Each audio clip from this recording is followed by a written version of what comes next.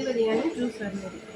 ഇനി ഈ ജ്യൂസ് പൈപ്പിലോട്ട് അവിടെ 4 ചുറ്റുണ്ട്. ഇനി ഈ വേസ്റ്റ് ഇതുവരെയാണ് വരുന്നത്. കെട്ടിക്കാനോ നല്ലപോലെ ഇങ്ങനെ പിഴിഞ്ഞ്.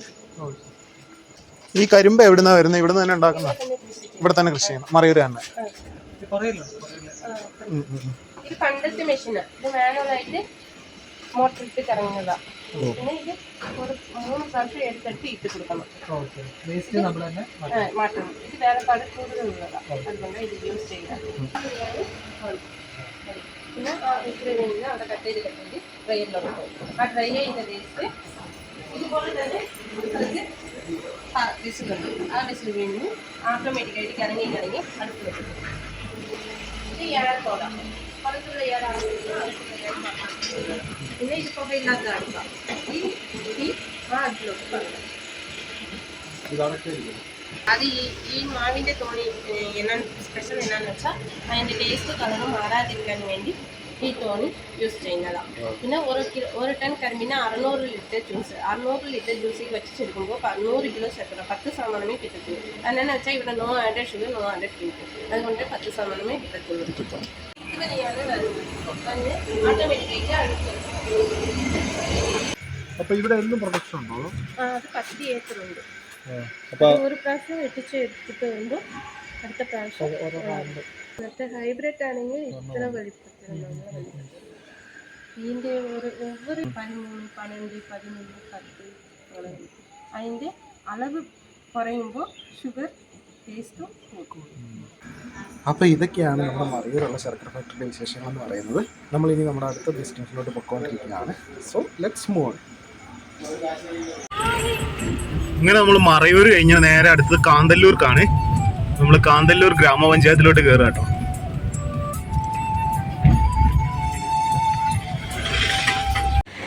ഇപ്പോൾ നമ്മൾ മറയൂർ പോണ വഴിക്കാണ് ഇങ്ങനൊരു പാർക്ക് കണ്ടത്. ഇവിടെ പണ്ടത്തെ മുനിമാരുടെ എന്തൊക്കെയോ സംഭവങ്ങളൊക്കെ ഉണ്ടെന്നാണ് പറയപ്പെടുന്നത്. നമുക്കൊന്ന് പോയി നോക്കാം എന്താ സംഭവമാണ്.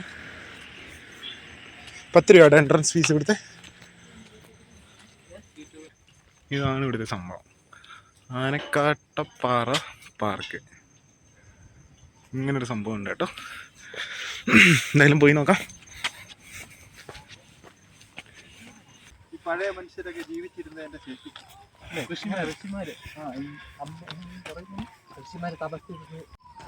പണ്ട് കാലത്ത് മുനിമാരൊക്കെ ജീവിച്ചിരുന്നൊരു സ്ഥലം കേട്ടോ. ഓ, ഇവിടെ ഉണ്ട് കേട്ടോ മുനിയറ. ഇതാണ് കേട്ടോ മുനിയറ. പാറ കൊണ്ടുള്ള ഒരു വീട് അല്ലേ?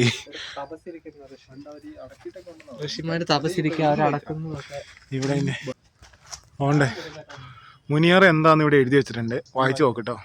അതായത് ശിലായുഗ കാലത്തിൽ നിർമ്മിക്കപ്പെട്ടതെന്ന് കരുതുന്ന മുനിയറകൾ കാന്തല്ലൂർ മേഖലകളിൽ ധാരാളമായി കാണാം.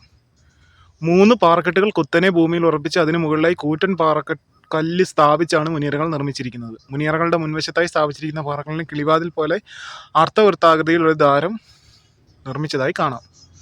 ഈ മുനിയറകൾ വന്യമൃഗങ്ങളിൽ നിന്നും പ്രകൃതിക്ഷോഭങ്ങളിൽ നിന്നും രക്ഷ നേടുന്നതിനായി ആദ്യ മനുഷ്യർ ഉപയോഗിച്ചിരുന്നതായി കരുതപ്പെടുന്നു. അതിനുവേണ്ടി നിർമ്മിച്ചവയാണെന്നും പറയപ്പെടുന്നു.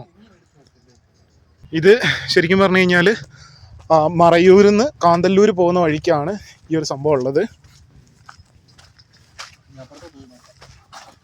എന്താടാ അതിൻ്റെ ഉള്ളിൽ എന്തെങ്കിലും ഉണ്ടോ? ഓക്കെ, ഇതാണ് അതിൻ്റെ ഉള്ളിലെ സംഭവം എന്ന് പറയുന്നത്. ഒരു വീട് പോലൊരു സെറ്റപ്പ്. ചൂടുണ്ടല്ലേ? കാണുന്നില്ല, ഉള്ളി ഇരുട്ടാണ് കേട്ടോ. കൊള്ളാം, നല്ല രസമാണ്. നല്ല കാട് സെറ്റപ്പാണ് കേട്ടോ. കാടിൻ്റെ ആ സൗണ്ടും കാര്യങ്ങളൊക്കെ.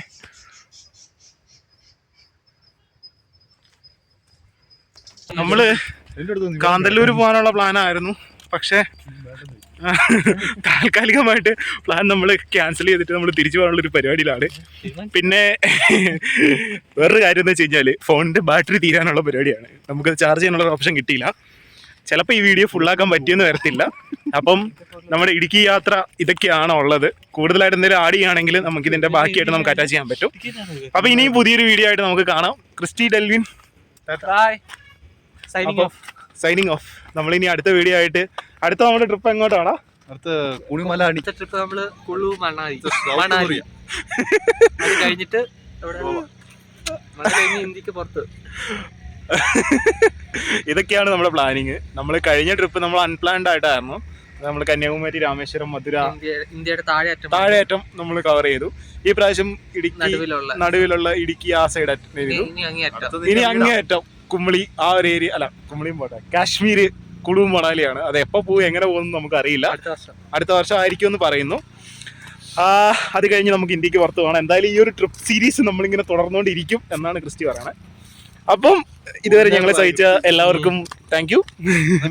മറ്റൊരു വീഡിയോ ആയിട്ട് നമുക്ക് വീണ്ടും കാണാം. അപ്പം എല്ലാവർക്കും ശുഭദിനം.